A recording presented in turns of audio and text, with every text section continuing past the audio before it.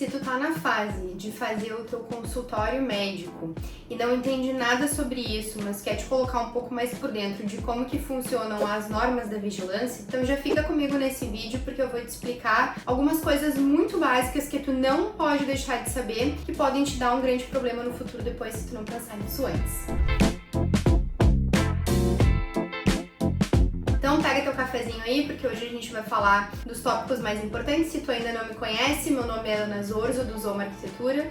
Nós somos especialistas também, além de arquitetura residencial, na parte de clínicas e consultórios médicos. Inclusive a gente faz projetos para todo o Brasil nessa área. Então já fica aqui comigo nesse vídeo até o final, porque eu vou destrinchar algumas coisas bem importantes aqui contigo. Vamos começar lá então, que eu não gosto de enrolação. Primeira coisa, gente, sobre os ambientes. Quando a gente vai fazer o planejamento de um consultório médico, a gente precisa pensar na recepção, principalmente em quantas pessoas vão aguardar. E aí não é só a quantidade de pacientes, a gente precisa lembrar que a gente tem um paciente e que a gente tem o acompanhante do paciente também. Se for, dependendo da tua especialidade, se o teu paciente costuma levar mais acompanhantes, precisa pensar nesses lugares também. Uma coisa que eu recomendo sempre ter é um lavabo para o paciente poder usar, principalmente se for num prédio onde que não tem algum lavabo naquele andar, porque fica um pouco mais confortável. Então um lavabo que o paciente consiga acessar da própria recepção para não precisar entrar dentro para ir no banheiro.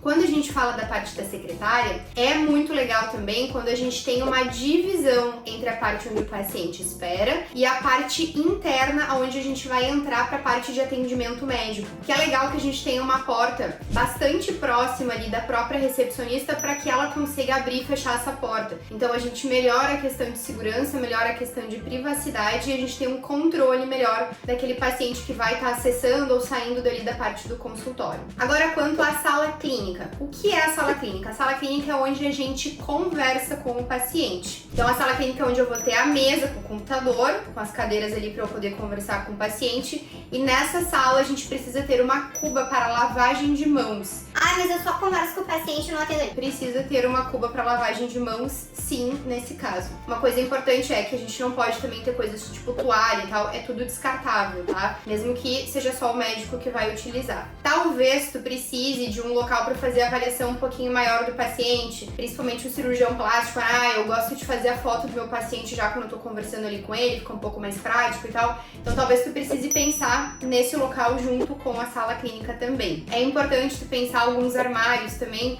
para deixar às vezes algumas amostras, algum material que tu vai ter que ter ali pro paciente e também alguma impressora, que geralmente os médicos já gostam de estar conversando com o paciente e já imprimir algum receituário, então é importante pensar no lugarzinho da impressora. Quando a gente fala de um médico que faz procedimento, a gente precisa obrigatoriamente ter alguma divisão entre a área que vai ser da sala clínica e a área de procedimento. Não necessariamente precisa ser uma divisão de tipo, vou ter uma porta com parede ali, né? Uma porta com parede.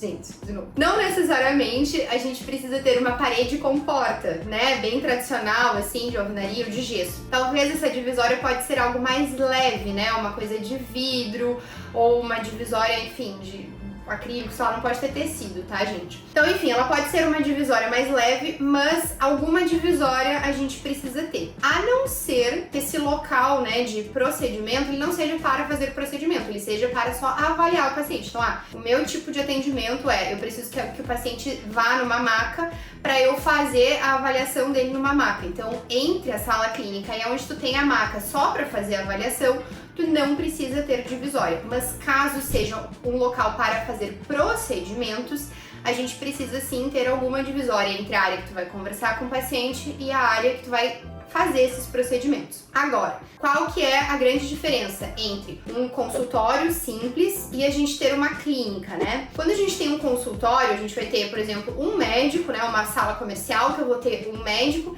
e ele vai atender nesse consultório e a gente vai ter uma sala clínica e uma sala de procedimento para esse médico. Então isso é só um consultório nesse caso, a gente não obrigatoriamente precisa ter uma sala de esterilização. Ali na parte do procedimento a gente pode fazer uma areazinha para esterilização que vai ser com a autoclave, que a gente vai ter a bancada também, né, para lavagem do instrumento e tal, a sala de procedimento, né, o local do procedimento, ele obrigatoriamente precisa ter uma cuba também, tá? Se eu for esterilizar material no local, eu preciso ter uma cuba específica para fazer essa lavagem, esse manuseio do material que vai acontecer ali. Essa bancada, ela precisa ter o local de recepção do material sujo. Depois a gente vai ter o local da cuba, que vai ser a lavagem desse material. Depois a gente vai ter mais um espaço, que é para embalagem do material. Depois a gente vai ter a autoclave, né, que é onde a gente vai colocar esse material para esterilizar. E a gente precisa ter um local também para guardar, armazenar esse material que já está pronto, que pode ser um aéreo, né, com alguns nichos, alguma coisa assim, que fica bem à mão. Tira da autoclave e passa ali para cima. Uma coisa que é bastante importante, não pode haver cruzamento de material. Então não pode, por exemplo, eu vou receber o material aqui no meio, depois eu vou lavar pra cá, depois eu vou esterilizar aqui de novo. Não pode acontecer isso. A gente precisa ter uma bancada sequencial para não haver cruzamento de material limpo com o material sujo, ou com o material que está no meio do processo. Gente, muito bem, então isso é sobre a parte de esterilização. A gente precisa cuidar, existem algumas normas também, dependendo do tipo de consultório, para metragem mínima que a gente vai ter que ter. Uma base aí para vocês terem uma conta de padeiro, geralmente uma sala clínica aí de 9 metros quadrados fica bom, para quem vai perguntar aqui nos comentários, tá? Sempre indico que o médico tenha de preferência um lavabo só para ele, se possível.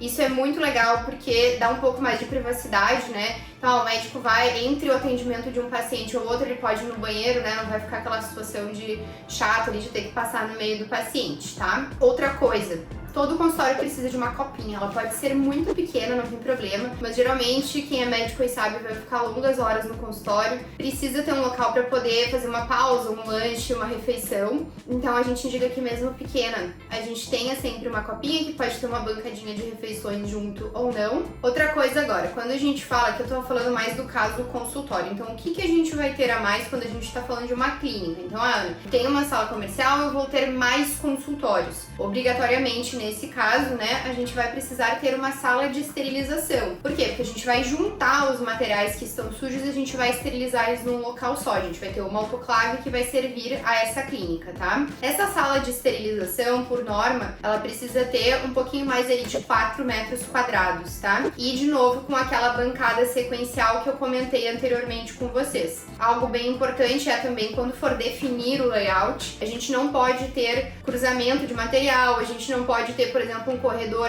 onde que o material sujo, para chegar na esterilização, ele tem que passar por uma copa, alguma coisa assim, então a gente precisa ter o cuidado para não haver cruzamento deste material. Se for uma clínica um pouco maior também, dependendo do tamanho, a gente vai ter que ter uma sala do expurgo. A sala do expurgo é uma sala do lixo, que é onde a gente vai retirar, principalmente quem usa muito material descartável, então é onde a gente vai fazer o armazenamento desse material, porque geralmente o pessoal não recolhe, né, o lixo contaminado todos os dias, vai acumular ali durante alguns dias, então a gente precisa ter uma salinha específica para isso. Sobre o DML, ele é obrigatório em consultórios ou ele é só obrigatório em clínicas? O DML não é obrigatório quando a gente tem um consultório, tem um consultório ali que vai atender um médico, então o DML não é obrigatório, mas é obrigatório que a gente tenha pelo menos uma torneira baixa, geralmente a gente gosta de deixar no lavabo, que seja para encher balde, mas sempre que possível a gente indica em algum cantinho, nem que seja escondido em algum armário, colocar um tanque, porque aí dá para fazer a higienização dos panos de limpeza ali. Quando for uma clínica maior, aí já tem que ter um DML um pouquinho mais organizado.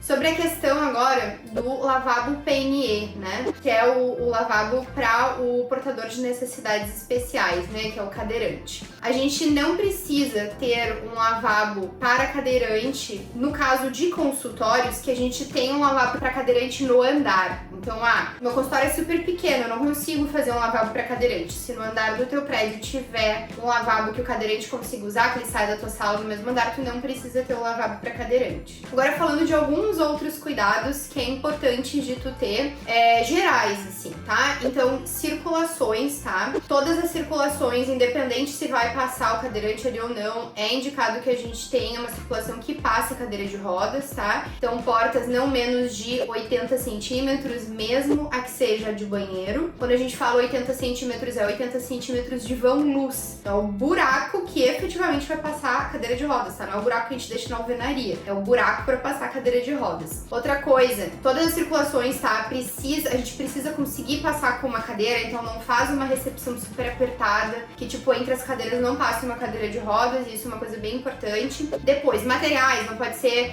material que absorva líquidos, que vá manchar, que vá acumular bactérias, não pode ter muito canto para acumular pó, rodapé, dependendo do tipo de atendimento que tu faz ali, ele vai precisar ser um rodapé embutido. Então, por exemplo, um consultório psiquiátrico, a gente não precisa trabalhar com um rodapé embutido, mas quando a gente fala de realizar algum procedimento ali, a vigilância já pede que seja um rodapé embutido, tá? Óbvio, mas precisa ser dito, né? Não pode ter tapete, não pode ter essas coisas assim, tem que ter esse devido cuidado. Sobre torneiras, é indicado que a gente use, é indicado não, né? A gente não pode ter a torneira que a gente coloca a mão para abrir, principalmente a torneira que vai ser dentro da sala clínica e na sala de procedimento. Então a gente precisa ter ou a torneira de sensor ou aquela torneira de alavanca que a gente baixa, que a gente aciona ela com o cotovelo, ou então a gente precisa ter a torneira com acionamento no pé, né? Que é tipo um que tu pisa em cima do pedalzinho. Então essas são as opções. E, gente, eu acho que era isso, dei várias dicas aqui pra vocês. De novo, se tu precisa do projeto do teu consultório, não sabe com quem fazer, a gente trabalha com esse tipo de projeto, a gente tem bastante experiência já